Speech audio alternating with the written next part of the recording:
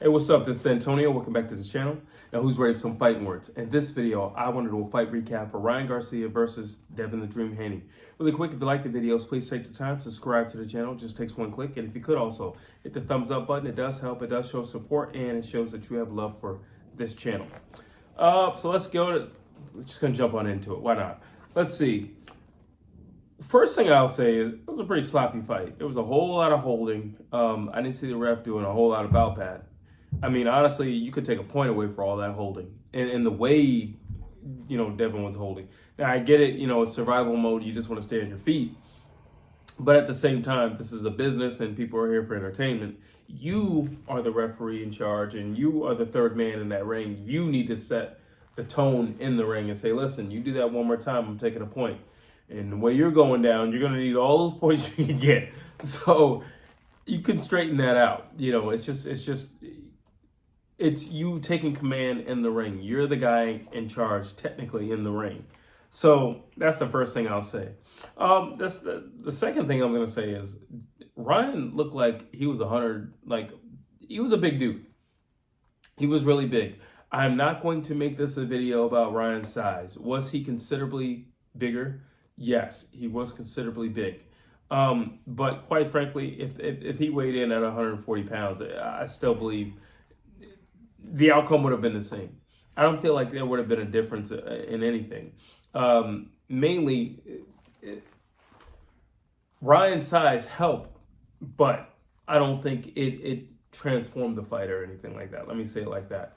Not to mention, he wasn't necessarily muscling down Devin Haney. So his size didn't really mean anything. Obviously, there's going to be a lot more sting in those punches. I mean, obviously. But typically, if you look at somebody who's just a lot bigger, well, then they can muscle people around. When you look at Devin when he fought Regis, he kind of muscled him around as well. So you can't really make that argument for Devin and Ryan Garcia, mainly because Devin was the one holding. And two, Ryan, if that were the case, he couldn't shake Devin off. So it didn't work in his favor. But he was considerably big. You have to mention that. I feel like I have to mention that. Ryan was very aggressive, and he was smothering Devin early. And when I say smothering, I don't mean using his weight. I just mean that he was backing him down, and he was forcing the action. He was pressing forward. And Devin, so here's the thing about Devin. He's naturally just a defensive guy. And I think throughout the whole promotion, the thought process was, well, maybe I can do to Ryan what I did to Regis. And, maybe I can knock this guy out. And I think that was more supported by the fact that they did know each other. They have seen each other in the amateurs. And I'm not knocking that, but who I was back then and who I am right now are two completely different people. So if that's what you're banking on, you're barking up the wrong tree. And as we saw, he was barking up the wrong tree. Let me ask you a few questions. Where was Haney's jab? Honestly, what I saw from Ryan, there's certain things that Haney said during the promotion that I do agree with. I don't think Ryan progresses in anything. I just think he's fast, and I think he hits hard. And I think he has a mindset of, I'm just going to go out there and see what happens tonight. But while I do so, I'm going to give 110%. That in itself is dangerous. If I'm fast, if I hit hard, and I have a mindset of testing myself completely, I'm going to be a handful for anybody in the ring. And I think that's what Ryan possesses. It was Ryan Garcia who said in his fight with Gervonta Tank Davis, well, I was bored, he wasn't doing anything, so I decided to step on the gas. That's what he said. He was like, if you know anything about Gervonta Tank Davis, he's not going to do a whole lot. He's going to wait for you to mess up and make some type of error or mistake, and he'll try to capitalize on it. And he's a counterpuncher, so he's not going to do anything first. And he was just backing up. Ryan got bored, and he said, you know what? I'm done trying to do things your way. I'm going to do things my way. And that's how he got caught. However, in order for you to first, you need to control somebody like Ryan. Somebody like Ryan needs to be controlled. If you can't control him, and well, let me start with this. How do I control him? You control him with a jab, which was another question I would ask. Where was Haney's jab? Like, seriously, where was the jab? Where was that Kambosos jab? Like, I think Haney really believes I know he was working a lot on his power punching. And I think he really believes, you know what? I'm going to reinvent myself and I'm going to be a power puncher. You are who you are. And you work on who you are. In spots and opportunities, you can take certain risk, but you are who you are. Like, period. You are who you are. Lomachenko's not a power puncher, but he at times will sit down on his punchers. Floyd Mayweather's not a power puncher, but Money Mayweather will sit down on punches in certain spots. Devin Haney, I just believe that he thought, you know what? I dropped Regis Prograis and, I got some sting in these babies. Let me test them out with Ryan Garcia because they're about the same level of skill, so I should be able to do the same. No. Devin, Regis Prograis is not half as fast as Ryan Garcia, first and foremost. And one punch knockout power, Ryan Garcia has more of it. And not to mention, Ryan Garcia is just a bigger dude. So, no. That's the wrong mindset to have, especially with a guy like Ryan Garcia, who's, say what you want about the guy. Is he a little wacky? Yeah, he's a little wacky, but he's fearless. And that in itself is dangerous because there's nothing that's going to scare him. He's just going to come forward and he's going to try stuff. That's literally what he does. He'll try stuff. I'm not saying he's uniform, and I'm not saying he's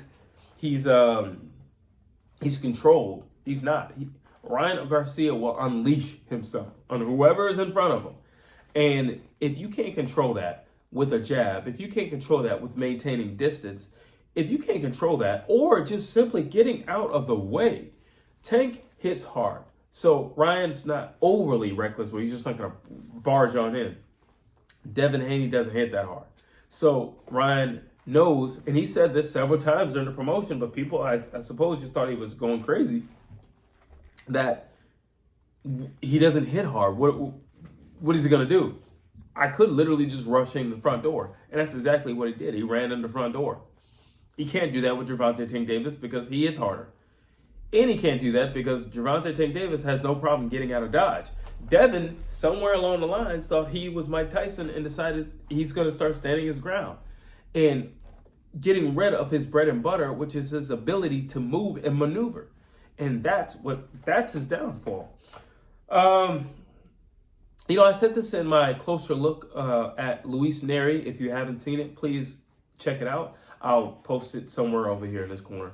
But basically, what I said about Luis Neri and him going up against a Naoa, anyway, Naoa. Haha, I said it right. Okay, I'm just gonna say anyway, so it's easier. Anyway, is a more controlled fighter. He's a very patient guy, a little conservative, but he knows what's going on.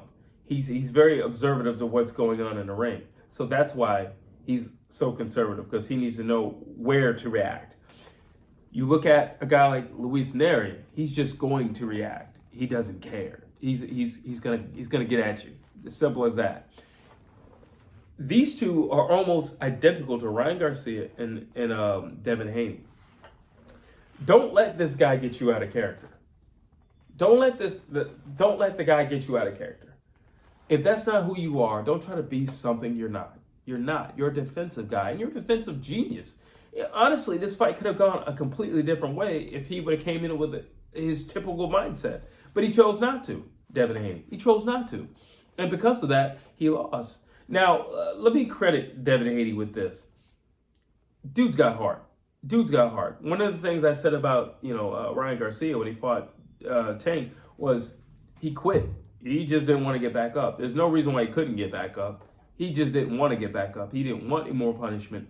And he knew something heavier was coming after the one he just received that put him down. And he chose to go down, by the way. He took that knee. That wasn't a punch that forced him down.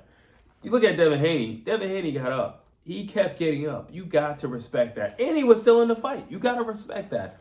People can say whatever they want. They can make whatever memes they want about Devin Haney. That's fine. But at the end of the day, Devin Haney continued to get up. Devin Haney continued to win the fight. Devin Haney continued to press forward. Devin Haney even completely changed his mindset and said, I'm going to stand toe-to-toe with you.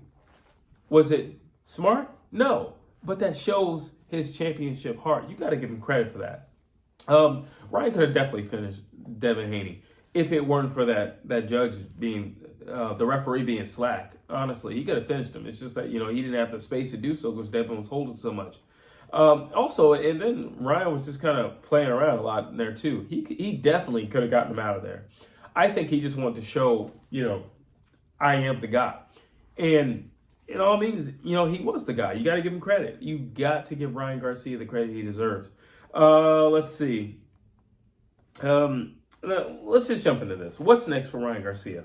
There's a Tank rematch, which is always fun. It's going to generate a lot of money. And because it's Gervonta Tank Davis, there's going to be a lot of credibility with that. Now they're saying, listen, no rehydration clause and all that stuff. This is really what you're going to get. You can meet me at 42. You can meet me at 43. But you're definitely not meeting me at 35. And you're definitely not meeting me at 40. Ryan Garcia said it. I cannot make 140 pounds. I can make 142. I can make 143. Can't make 140. So if we're to do it again, we have to do it at a catch weight, 43, 44, but I definitely can't make anything under 42, 43. That's that. Now, that fight brings money. That fight brings credibility. And looking at what Devin has been doing lately, it puts Ryan back at the top. All right, so now, technically, him and Tank would be at the top because if it weren't for him missing weight, he'd have some straps. And he really has something to offer Gervonta Tank Davis, even at that weight. But it puts him back at the top. And now it makes you ask the question, if there were no rehydration clause, would the fight have gone the way it went? That's a good question. And unfortunately, you have to ask it. Whether you like it or not, you have to ask it. Who else is on the table? Teofimo Lopez. Now, prior to the fight actually happening, it was Eddie Hearn who said, listen, I would love to see Teofimo Lopez. That's fun. That's exciting. Not to mention you have two Mexican warriors. That's going to be a fun fight. That's skill. But Teofimo Lopez has power in his punches as well. He's no slack. And he knows how to set guys up. He's no slack. So you're going to get that. Not to mention that promotion is going to be off the hook. Teofimo Lopez likes to talk a lot of trash too. Then after the fight, Eddie Hearn proposes Jaron Ennis to Ryan Garcia's pops. And Ryan Garcia's dad is like, that's plausible. No, it isn't. That's dumb. Jaron Ennis doesn't have half the name. Yeah, we know who he is because we love boxing. We know who he is. The casuals don't know who Jaron Ennis is. So no, that doesn't make a whole lot of sense.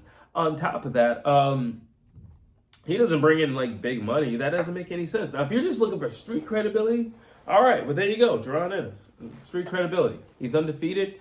He's the guy up the bat. He's next, supposedly. He hasn't proven himself, so I'm saying supposedly. But sure, if you just want street credibility, because that's all you're getting. You're not getting a bigger amount of money for fighting Jaron Ennis. And he's a much bigger headache. He's younger, he's big, he's strong. He fights at 147, but he could easily fight at 160. Jaron Ennis is not small at all. He has great footwork, great hand. I say no, personally, to Jaron Ennis. Doesn't make any sense. Financially, it doesn't make any sense. And, boxing-wise, it doesn't make any sense. Because I don't believe you two are going in the same direction. So it doesn't make any sense. You're going in the same direction only because of 147. Ryan Garcia flat out said, I'm going to 147. So in that sense, it makes sense. But every other, it doesn't make any sense. And I personally wouldn't do it. If I was in his camp, I would say absolutely not to Jaron Ennis. Now we have Conor Benn. Conor Benn is very plausible. He's up there with Gervonta Tank Davis. Why? He brings a lot of money. Why? A different market. UK. Why? Because he's a fan-friendly fighter. All right? Why? Because, again, the press conference is going to be off the hook again. And I would like to see the contrast in personalities. I think that would be very interesting. And I think that's a fight that you can make, and I think that's a fight that you can market and really promote. Lastly, we have Shakur Stevenson. And I say, as much as I love Shakur Stevenson, and I do believe, and I've been saying this for about 3 years now, he's a dark horse. Absolutely not. He's about as boring as it gets. Not to mention, he's going to fight Ryan Garcia the way Devin Haney should have fought Ryan Garcia.